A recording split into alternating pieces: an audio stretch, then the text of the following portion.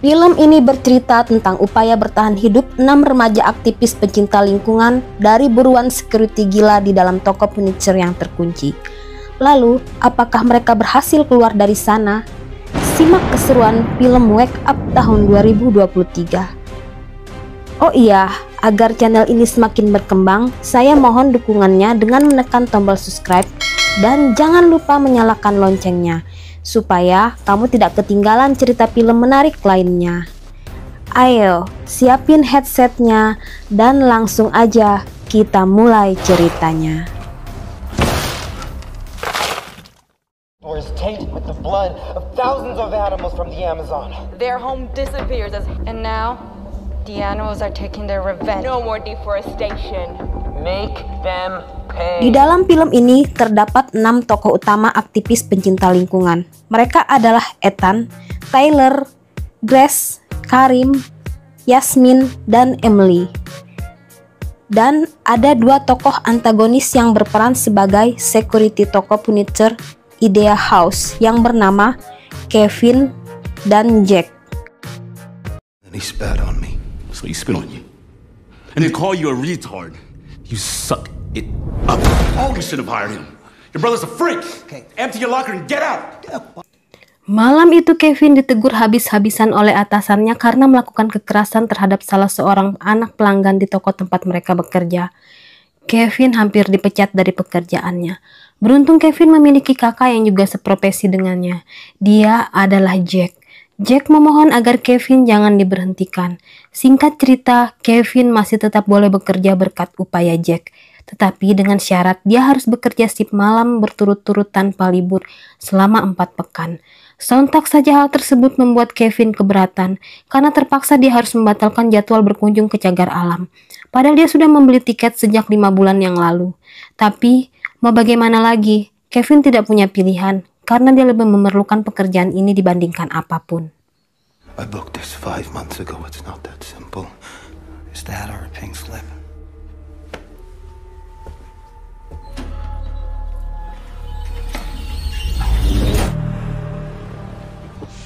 Dari luar toko, sekelompok remaja aktivis pencinta lingkungan yang diketuai oleh Ethan sedang merencanakan aksi protes terhadap perusahaan yang menebang pohon dan membunuh satwa dari hutan hujan Amazon. Mereka menargetkan toko furniture Idea House sebagai tempat untuk melakukan aksi demo tersebut. 30 menit sebelum toko tutup, mereka menyelinap masuk dan bersembunyi di antara barang-barang yang dipajang di toko. Aksi menyusup mereka nyaris berjalan mulus tanpa ada yang ketahuan. Saat cleaning service selesai membersihkan toko tersebut, pintu kemudian dikunci oleh Jack. Mereka berdua tidak menyadari kalau di dalam toko itu ada 6 remaja yang sedang menyusup. Lalu kemudian aksi vandalisme pun mulai terjadi. Sambil direkam, ke-6 remaja ini mencoret-coret furniture di toko tersebut menggunakan pilok. Dengan membuat seruan protes mengajak untuk bangkit melawan produk yang sudah menyebabkan gundulnya hutan dengan berdalih ramah lingkungan. 6 aktivis ini juga melakukan seruan mengajak penonton melakukan aksi yang sama di berbagai cabang Idea House di daerah yang lain. Dari ruang pengawas CCTV, Zack dan Kevin duduk sambil bercengkrama. Tapi Kevin ini memang pada dasarnya memiliki kepribadian yang agak lain. Dia temperamental, dingin, dan memiliki hobi yang tidak biasa, yaitu berburu hewan dengan cara primitif. Percakapan yang dibangun Jack hanya terjadi satu arah, tidak ada tanggapan. Sesekali hanya dijawab dengan jawaban-jawaban singkat bernada tinggi oleh Kevin. Malam itu suasana hati Kevin memang sangat buruk. Semenjak kejadian yang hampir membuatnya dipecat, Kevin terus saja menyibukkan diri dengan membuat perkakas buruh, seperti busur panah. Mungkin itu cara Kevin mengalihkan rasa kesalnya. Lalu, Jack menawari Kevin untuk minum Hammer dulu, daripada membuat perkakas yang aneh. Jack juga menyuruh adiknya menyudahi kegemarannya pada hal-hal yang tidak lazim seperti itu. Akan tetapi, Kevin tetap tidak tertarik dengan semua ocehan Jack. I'd like to see more normal, man. Why don't you get laid? Watch football. That's one thing. Same thing. Bunch of weirdos trying to kill animals, but you do you. Di showroom furniture untuk kamar mandi, Ethan menyuruh Karim untuk merekam aksinya saat melumuri furniture mewah di sana dengan cairan merah, dan juga menaruh jantung dari hewan yang dibawa Ethan dari tempat jagal.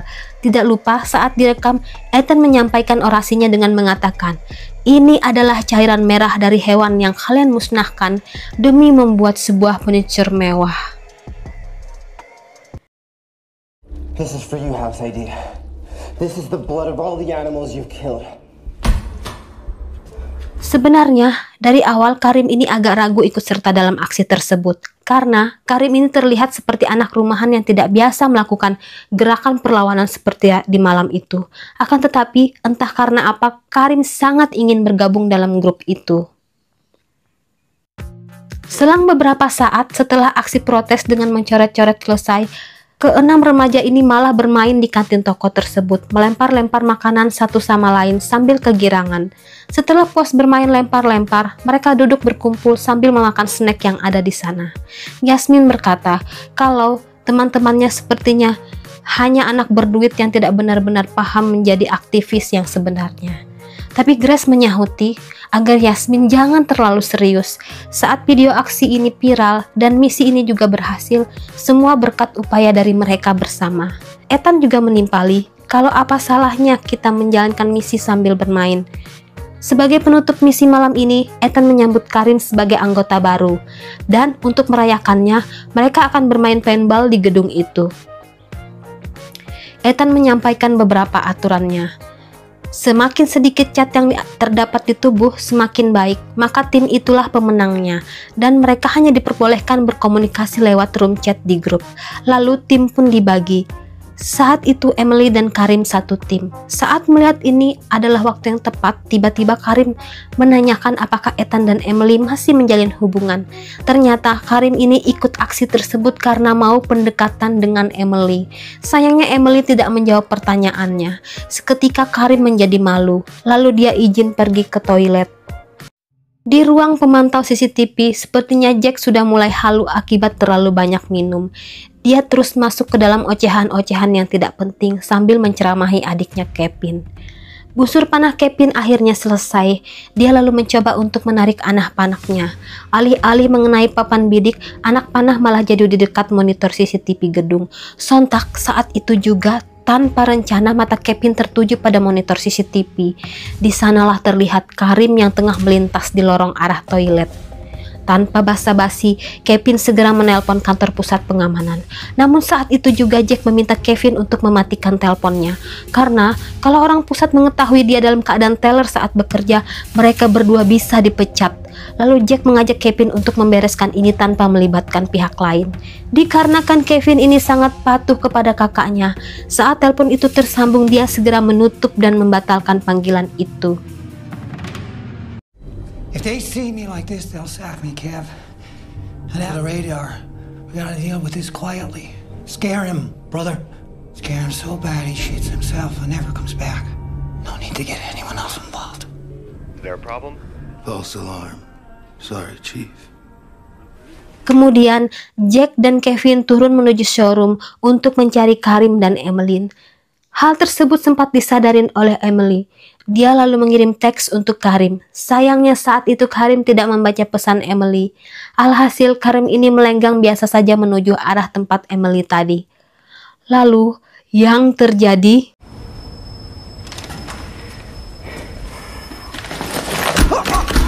What the hell?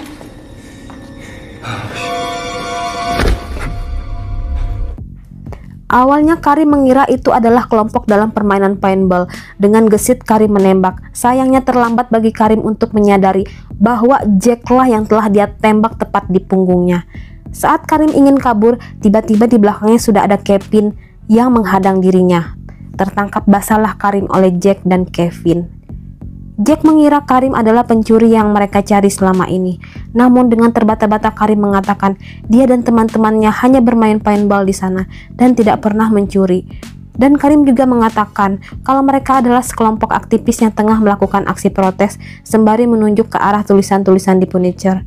Sontak pengakuan Karim ini malah membuat Jack dan Kevin bertambah emosi. You do that? Did you dump that in there? Furniture out of rainforest. Shut up! Gonna fire us. You eat up all that nasty crap. Sambil menanyakan di mana yang lain, Kevin juga meluapkan amarahnya dengan menyuruh Karim untuk memakan kembali jantung hewan yang dihambur-hamburkan oleh mereka di furniture. Sambil dicegah oleh Jack, Kevin tetap menjorokkan kepala Karim ke dalam lubang toilet. Tapi Kevin memang agak lain, tidak bisa ditenangkan begitu saja. Saat Kevin sedang memaksa Karim memakan sesuatu yang menjijikan, tiba-tiba dari belakang Emily muncul. Sambil menyoroti kamera HP, Emily mengancam Kevin untuk segera menghentikan aksi kejam tersebut.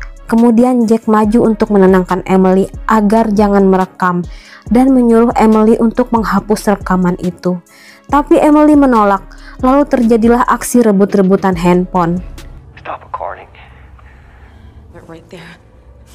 Fuck, you reek of alcohol, you dirty drunk. What are you doing? Give me that! Jack tidak sengaja terdorong oleh Emily, lalu kepala Jack membentur sudut salah satu bathtub yang membuat tubuhnya seketika jatuh dan tidak sadarkan diri. Kevin yang melihat Jack tergeletak bersimbah cairan merah di lantai, sontak berubah perilaku seperti hewan buas yang kelaparan. Dia mencengkram leher dan membentur-benturkan tubuh Emily ke tembok, hingga dalam sekejap tubuh Emily pun lemas dan tersungkur di lantai. Saat Kevin tengah lengah mencoba membangunkan Jack, dengan cepat Karim berlari dan bersembunyi di toilet.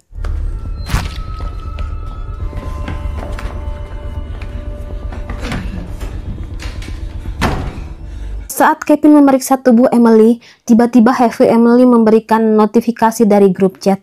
Saat itu juga langsung dibukalah oleh Kevin. Bukan main terkejutnya Kevin saat menyadari kalau di toko itu ada sejumlah remaja yang tengah menyusup ke dalam toko.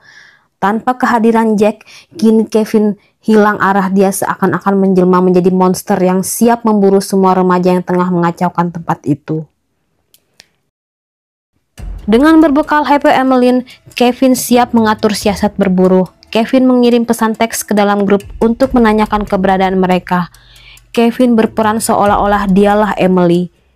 Di ruangan lain, Ethan, Tyler, Grace, dan Yasmin masih belum menyadari apa yang tengah menimpa Emily dan Karim. Mereka tetap asik bermain paintball.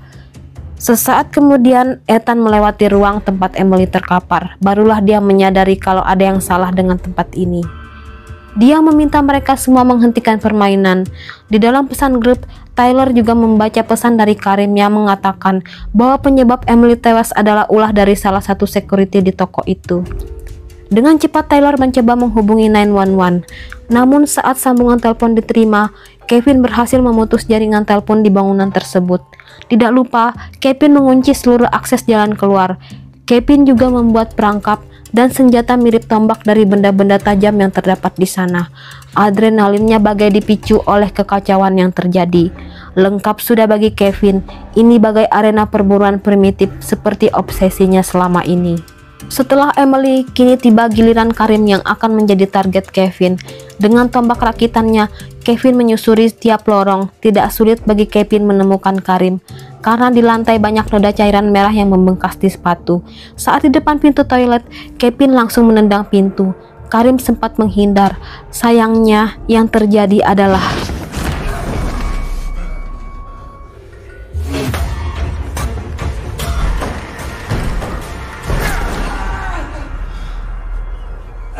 Karim berhasil dilumpuhkan oleh Kevin dengan tombak.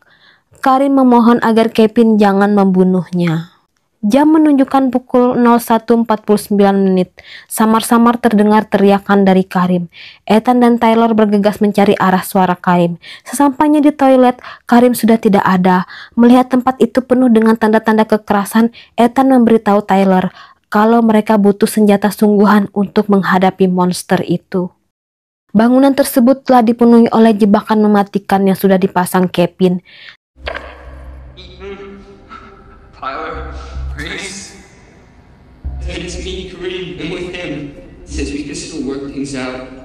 Come here, please. Tiba-tiba, dari speaker terdengar suara Karim yang meminta mereka berempat untuk menemuinya di ruang pusat informasi. Ethan mengumpulkan semua perkakas yang bisa dijadikan senjata untuk melawan Kevin. Akan tetapi, Tyler merasa ini adalah sebuah jebakan.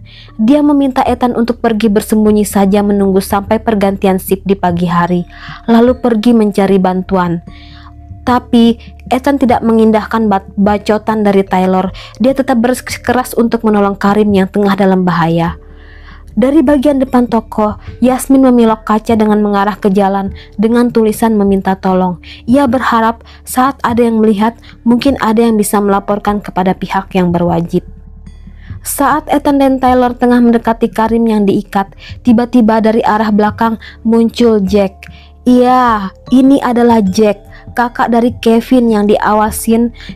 Kevin kira tewas oleh Emily, ternyata dia hanya pingsan.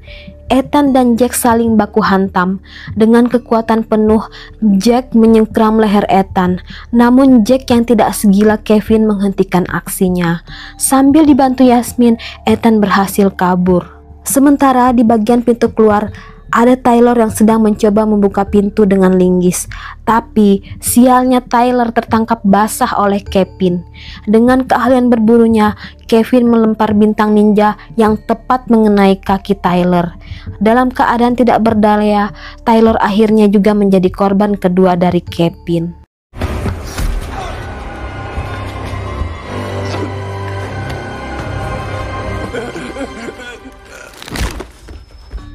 Saat semua tengah lengah, Grace berhasil membuka tali yang menggantung tubuh Karim. Dengan langkah cepat, Kevin berusaha untuk mencegah. Saat sudah dekat, tiba-tiba Jack malah muncul. Hal itu langsung menyebabkan Kevin refleks mencolok Jack dengan tombak andalannya. Tanpa sempat melihat dahulu kalau yang dia lumpuhkan adalah kakaknya sendiri. Setelah dia menyadari kalau itu adalah Jack, Kevin menjadi tambah terjatuh dalam kobaran amarah. Kevin tertunduk di samping Jack. Saat jeda itu, Grace dan Karim mencoba kabur. Namun, saat mencoba berlari, kaki Grace tersandung oleh tali jebakan yang dipasang oleh Kevin.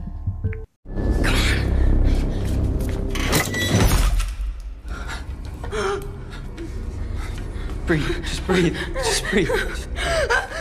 What do I do? What do I do? What do I do? Kali ini Karim tidak sanggup menolong Grace. Ia lalu meninggalkan Grace di sana bersama Kevin. Saat genting, Ethan, Yasmin, dan Karim memikirkan cara untuk keluar dari bangunan itu. Yasmin mengajak Karim dan Ethan untuk keluar melalui jendela kantin toko dengan cara memecahkan kaca menggunakan apar.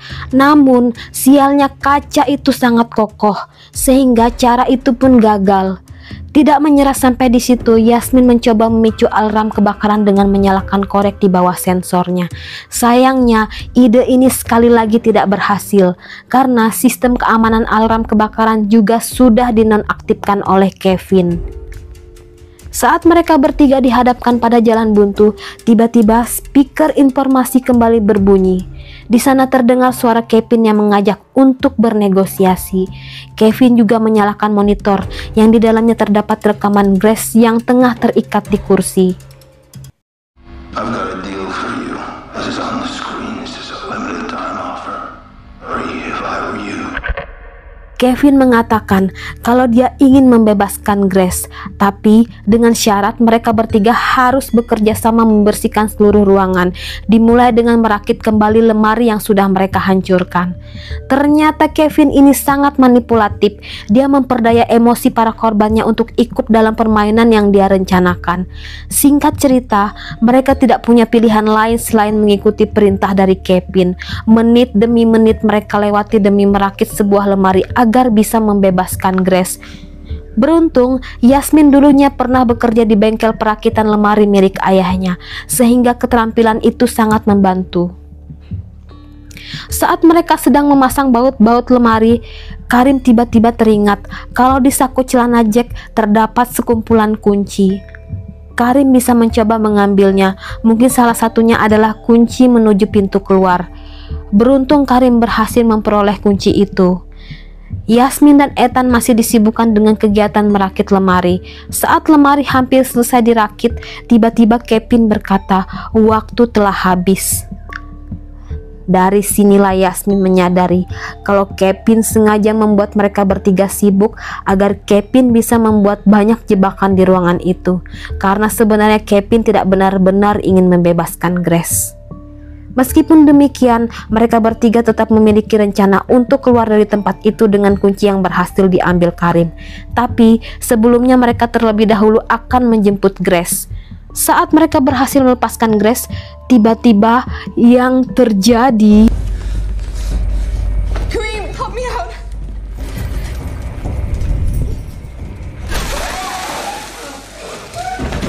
Lagi dan lagi mereka terkena jebakan dari Kevin. Tubuh mereka terguyur cairan glow in the dark yang tumpah saat mereka berhasil membuka tali pengekang Grace. Dan perburuan pun semakin panas. Kevin memadamkan listrik. Tubuh mereka yang basah karena cairan kimia pun bercahaya dalam gelap. Alhasil, bagai kunang-kunang di kegelapan malam, pergerakan 4 remaja ini sangat terlihat dengan mudah oleh Kevin. Dengan mudah Kevin melumpuhkan Karim. Kemudian disusul lagi dengan tewasnya Ethan. Sambil mencengkram leher Ethan, Kevin berkata, Why are you doing this to us? We're all animals. You're in my hunting ground. sekarang yang tersisa hanya Yasmin dan Grace. Langkah demi langkah, Kevin menyusuri jejak Yasmin dan Grace untuk melacak keberadaan mereka. Tiba-tiba, Kevin tidak menyadari melintas melewati persembunyian Yasmin. Merasa ini waktu yang tepat, Yasmin lalu mengambil hiasan seperti bola besi di meja untuk memukul Kevin. Kevin terkena pukulan di bagian kepala, sehingga memperlambat pergerakannya. Karena Yasmin berhasil memperoleh senter, akhirnya Kevin kembali menyalakan lampu. Dalam kepanikan, Yasmin dan Grace terus berlari menuju ke pintu luar. Saat sudah tiba di pintu, sialnya anak-anak kunci itu tidak ada yang cocok.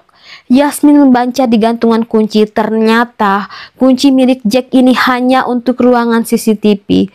Tanpa pikir panjang, Yasmin berjalan sambil membawa Grace yang sudah sekarat menuju ruang CCTV.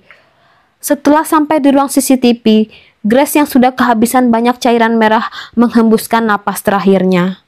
Belum selesai Yasmin menangisi Grace, tiba-tiba dari arah luar Kevin mendobrak pintu tempat Yasmin bersembunyi.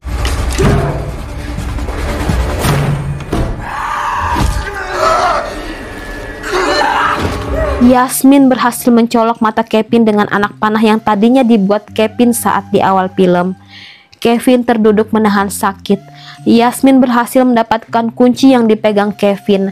Lalu dengan langkah 1000 Yasmin berhasil meraih pintu keluar. Tiba-tiba yang terjadi...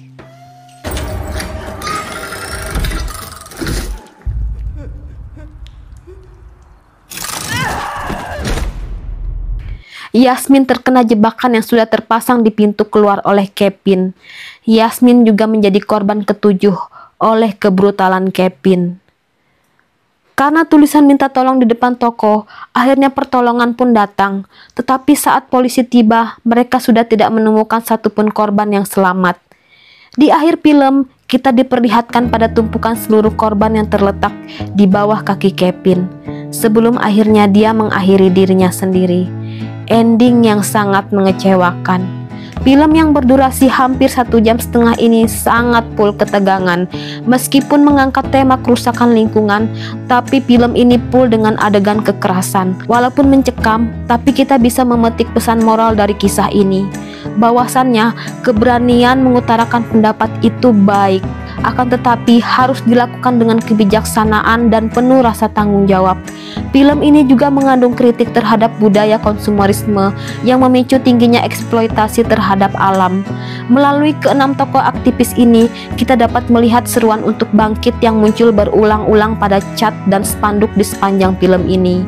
Oke, itu dulu cerita film hari ini. Terima kasih sudah menonton. Sampai jumpa di video selanjutnya.